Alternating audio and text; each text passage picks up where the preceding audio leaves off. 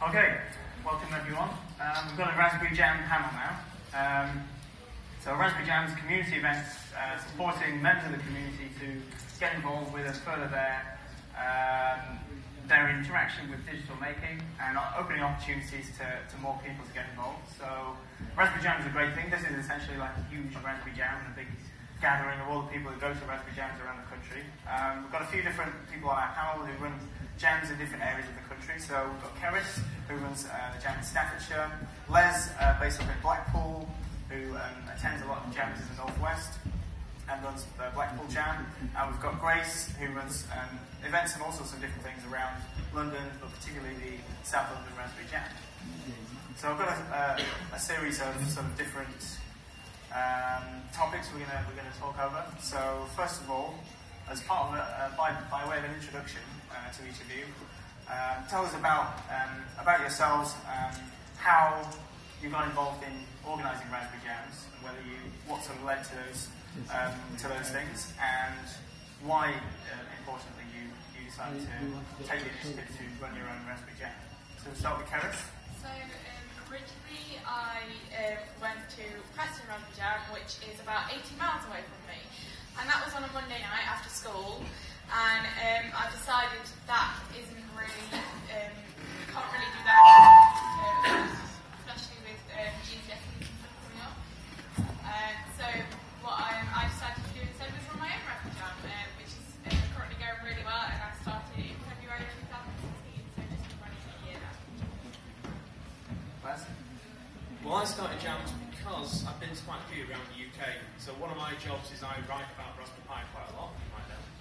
And I've been to lots of jams and seen lots of formats and thought, well, I could do one. It's not that hard really, you don't really need a lot of resources. So I went to my local council and said, can I borrow a room in a library? And they went, yeah, what do you want to do? I want to do Raspberry Pi, so I had to tell them what Raspberry Pi was, of course. And then after that, we started getting more and more traction. We're not a big jam, we've only got about 10 to 14 people that come, but we have regular people every month. And it's great to see the kids coming every month and learning something new with the parents. Thanks. And I think I've come from a parent perspective, so I've got a young boy who's 9 at the time. He's got Tourette's syndrome and he loves coding. He's had a really great experience, and he asked if can we have a jam that's inclusive, so people who've got Tourette's or autism feel comfortable, coding and doing jams. So I thought, why not? Let's go for it. We'd always been interested in coding, so it's kind of like our joint journey into what this is all about in this community.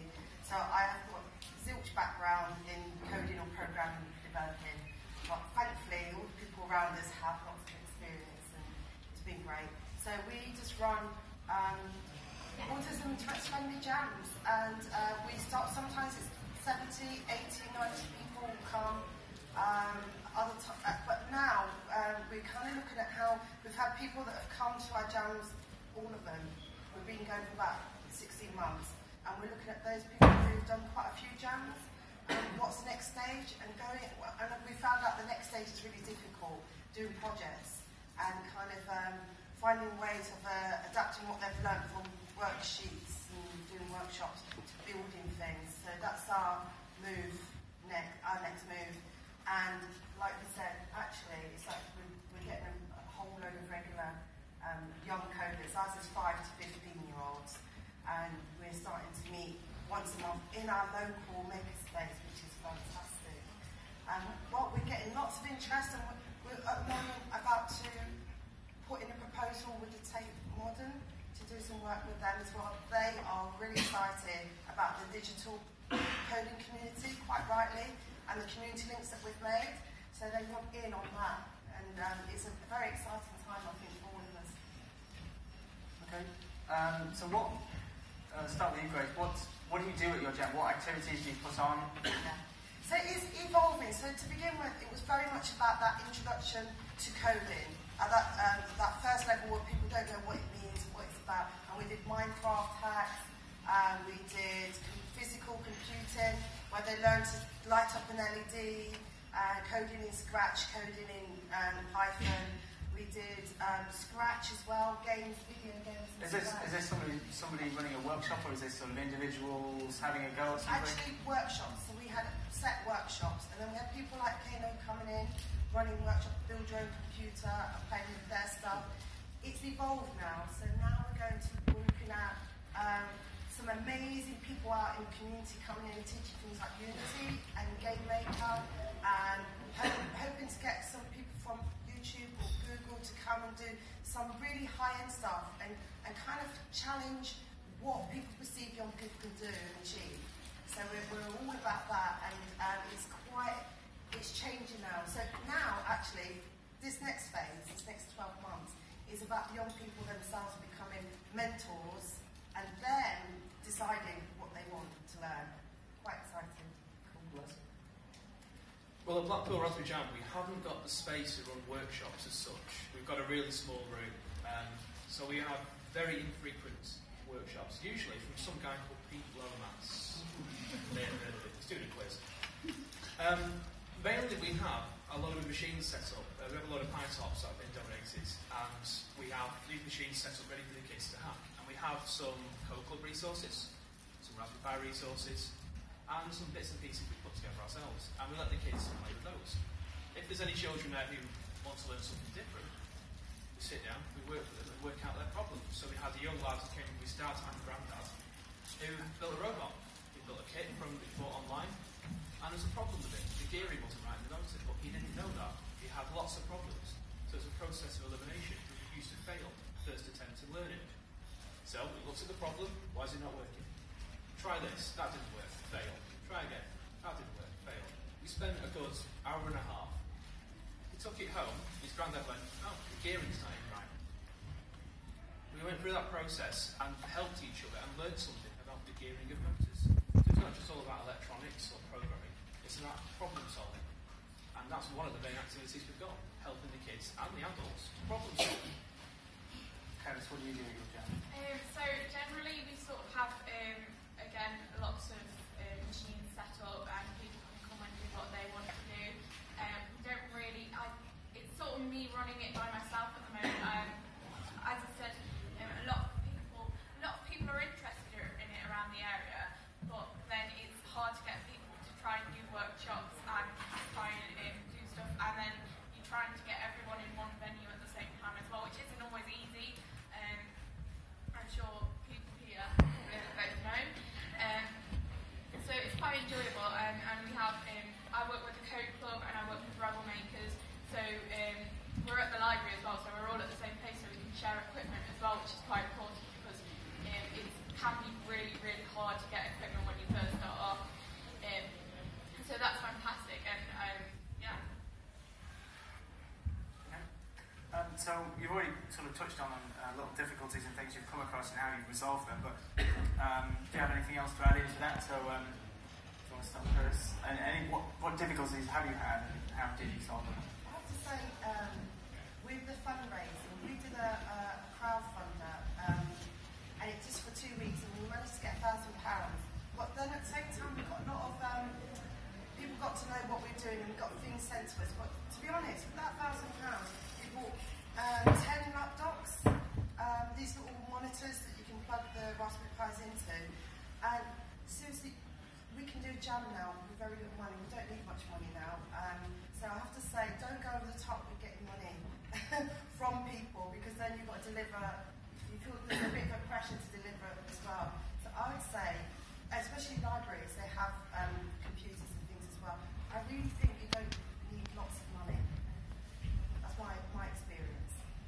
Well, I found it originally really hard to get an actual venue to do the Raspberry Jam in. So, sort of ours is second Tuesday of every month, 6 till 8:30, and we all have a great time. And it was really hard to find a venue. So I was really lucky, and I asked my school eventually. I went to unis, I went to libraries, I went to all sorts of places, and I asked my school. And about 6 months later, we had someone else come into the jam, and they said, "Oh wait, we've got a community centre."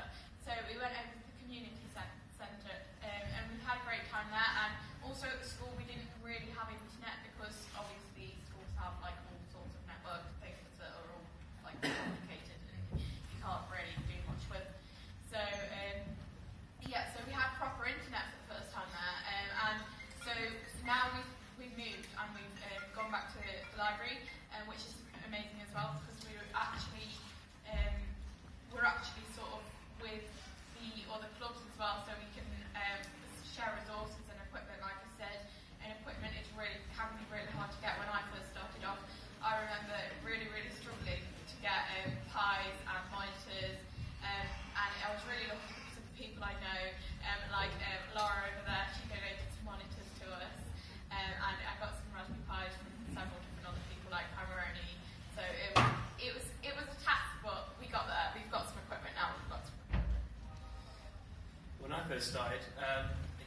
very thin on the ground. In fact, I had to go and buy some really cheap keyboards off eBay, and I'll tell you how cheap they are. They're in Hebrew. Just like the laptops. Yeah. So I used those, got some Poundland mice, big up Poundland, and carried on from there. Now, when I first started, the Raspberry Pis I had, they weren't Pi 2s, they weren't Pi 3s, it was the original Pis. 512 mega RAM with a C6 capacitor on some of them. That keeps getting broken off, and it was just really hard because I had no money to fund it. No funding from the council, no nothing. So it was beg, borrow, catch, and I'm not going to say steal. Just to get equipment. Now, luckily, people donated stuff, and people lent me stuff. And we're quite big, kind of sat at the front from Pytop. Speak to him later. We got donated 10 Pytop seats. So now we have a full travelling kit, and that kit is going round the northwest. Laura and Dave have got it at the moment. And Derbyshire, yeah. Can't forget Derbyshire. And it's just generosity. Now, I'm not saying that everyone's going to give everyone free stuff. They're not. But you can find some old equipment, some cheap equipment. People have got old Pi 1s in drawers doing nothing because they've just upgraded to Pi 3 or Pi 0 wireless. And there's all this kit lying around doing nothing. So just ask people. They can bring it along and just monitor it during the day. But use the resources around. You don't have to spend a lot of money. Have any of you had any difficulties with venues? Have you ever had to move to a different venue or struggled to even get one to start? Like I said, I originally struggled to get one to start, and I managed to get my school, so I was really lucky. I'm looking for a free venue because I'm 14 years old. I can't spend money on venues. When we moved to the community centre, they originally gave it us for free, but mainly part of the reason we had to move was because they were going to start charging us £20. Now, £20 doesn't seem like an awful lot of money, but when you're a 14-year-old, that is quite a bit. And also, I'm trying to get equipment. Equipment. I originally had to buy about 10 VGA HMIs because we only had the VGA monitors, and we still do. So it can be quite hard to get all the stuff together and get everyone in the same room at the same time to do a jam. Your local library is a really good place. I'm not saying that because I'm really into books. Libraries are dwindling. We're losing libraries across the UK. Seriously, in Blackpool we've lost a few libraries. And they don't have as many books anymore, they have to order stuff in. They're going more IT related, but they've got these big spaces. And you can go into your library and say to them, I want to do something IT related, and explain what a Raspberry Pi is, what a microphone is, CodeBook, anything. Anything you've got, tell them what you can do with it and how you can engage the local community. They will give you the space for nothing. And I seriously mean that. We've had the space for 2 years and I've not paid anything. And I have to put a poster up every month to say when we're going to be, put an Eventbrite page up, and the library just handles it all for me. So we get people coming in every month, and then we use the library services. And there's a lot of libraries around the UK, and Exeter is a good example. They have a hack space in the library. They have a full fabrication department inside the library. We did a Raspberry Pi Academy about 2 years ago now. And we're blown away. We had full access to the library, and we had this fantastic hack space we could use. And libraries want to do this. They want digital engagement. So have an Raspberry library. The Harris Museum, Joshua's on the front lawn. He's just done a session at the Harris Museum, which is pretty much like a library. It's got old stuff in it. And digital engagement, they can get the hack space in the museum, which is there to talk about what Preston's all about, what technologies in Preston, and what you can do. So just have an answer with the council. You pay your council tax, of course, don't you? Well, I think South London's a bit different, unfortunately. We did do a jam in Deptford Library, and then they said, yes, so the next time round you have to pay for your room. It's like, well, no, you can't do that. Maybe that was just illusion. Sometimes they're trying to monetize the rooms. The libraries are, getting a little bit too corporate, making venues. So that's South London thing. It's a little bit more difficult. Although local libraries are doing better.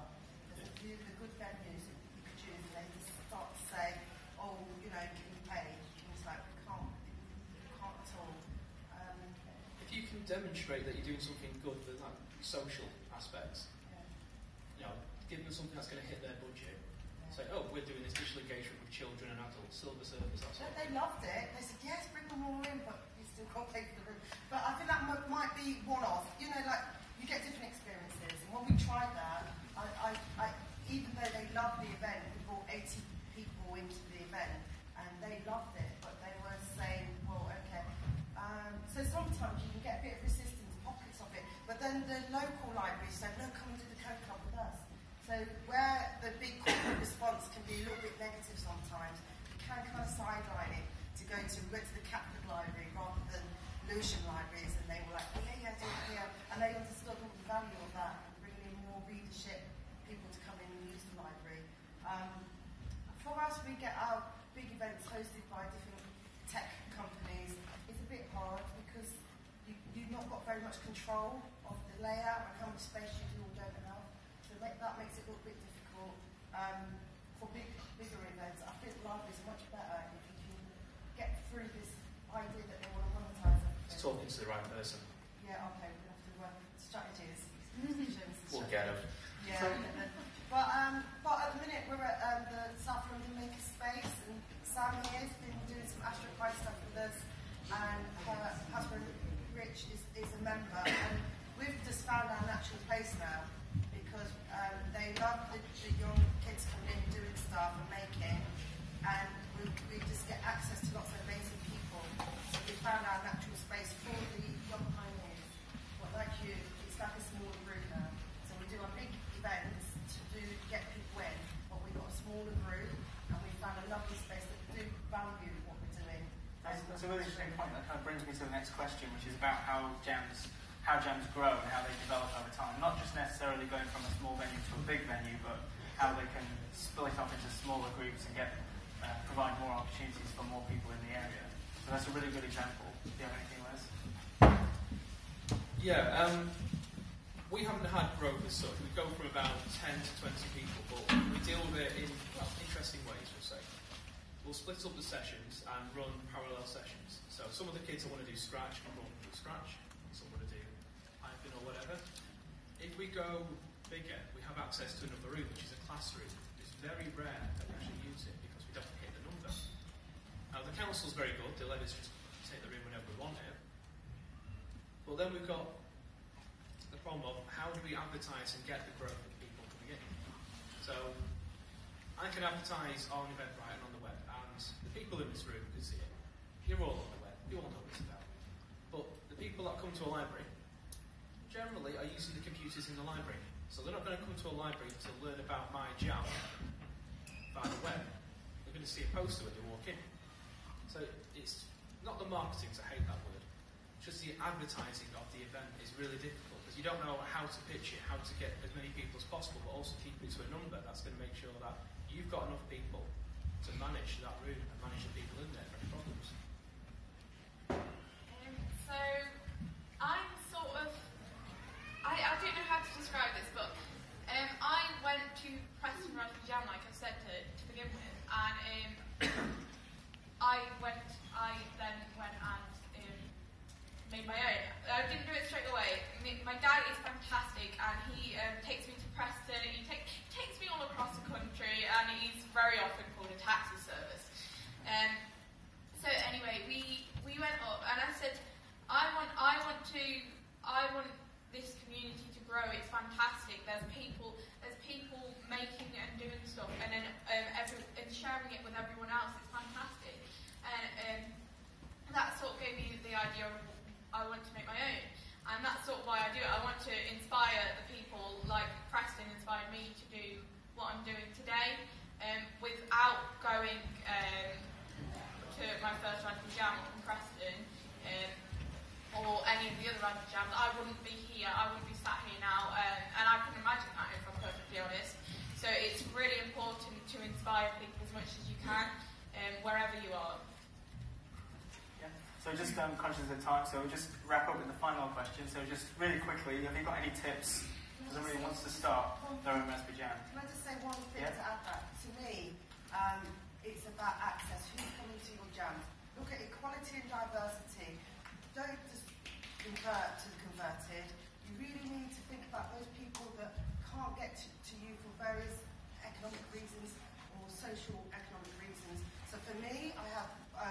connections with Tourette's Action, with autism organisations, with local groups who are at risk of exclusion. I go to their meetings, I give them a flyer, I go to my local council estate, I live in a council estate, and I talk to the kids and the parents who, those people that are not going to get that chance unless we go out there and do a bit of outreach.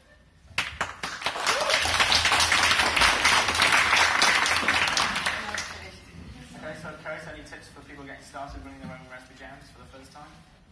Find people that have started up jams or been in the same boat as you are. I think it's important you get yourself and show yourself to people and say, look, this is what I'm doing, this is what I want to do. I want to help inspire people, I want to do this, I want to do that. And they will help you. I've had so much help over the community, it's amazing. And I think we should personally give a round of applause to the community for that.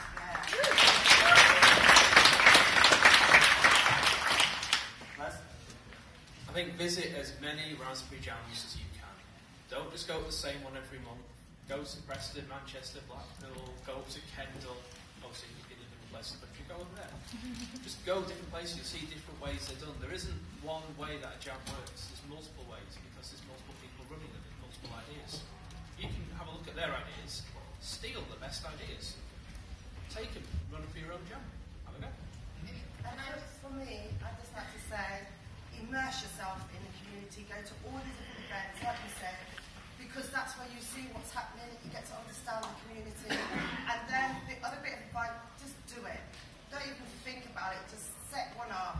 Just tell people, I want to set one up for this day, and you'll find people in the community, especially through Twitter, it's the best way for me.